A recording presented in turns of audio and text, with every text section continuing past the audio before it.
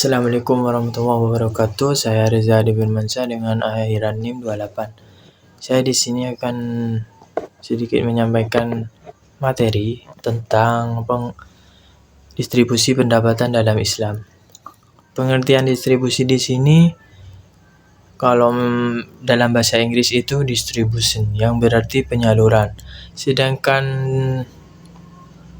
dalam bahasa Indonesia menurut Hasan Sadili itu adalah pembagian pengiriman barang kepada orang banyak atau beberapa tempat.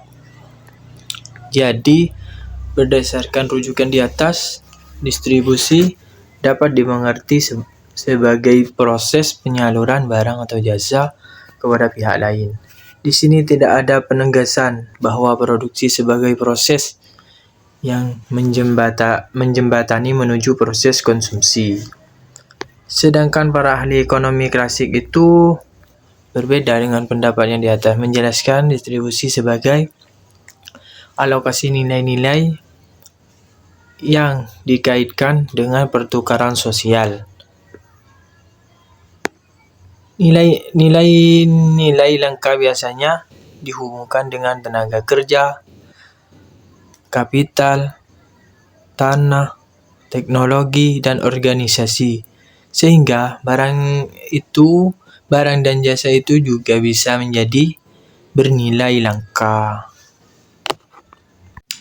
Yang kedua, distribusi itu ada beberapa bagian.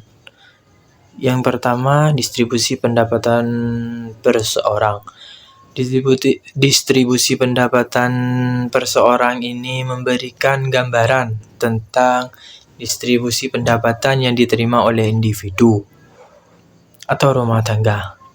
Di dalam konsep ini, yang diperhatikan itu seberapa banyak pendapatan yang diterima oleh seseorang.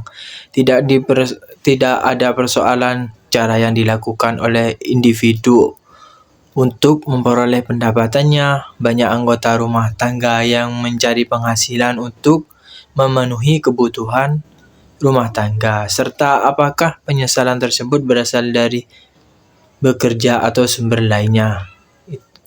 Kalau contohnya itu seperti bunga, hadiah, keuntungan maupun warisan. Dan yang kedua itu distribusi pendapatan fungsional. Pendapatan ini mencoba menerangkan bagian dari pendapatan yang diterima oleh tiap faktor produksi. Faktor-faktor produksi tersebut terdiri dari tanah atau SDA, bisa disebut SDA, tenaga kerja, dan juga modal. Pendapatan distribusi sesuai dengan fungsinya, seperti buruh menerima upah, pemilik tanah menerima sewa, dan pemilik modal menerima bunga serta laba. Jadi, setiap faktor produksi itu memperoleh imbalan, tidak secara cuma-cuma, sesuai dengan distribusinya pada produksi nasional, tidak lebih dan tidak juga kurang. Kita bisa simpulkan bahwa distribusi pendapatan dalam Islam itu punya tujuan untuk menciptakan keadilan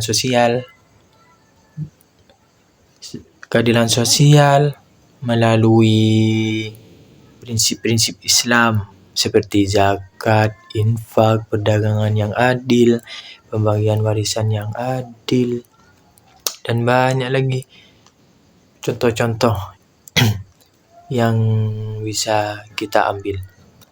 Tapi saya cuma menyebutkan itu saja.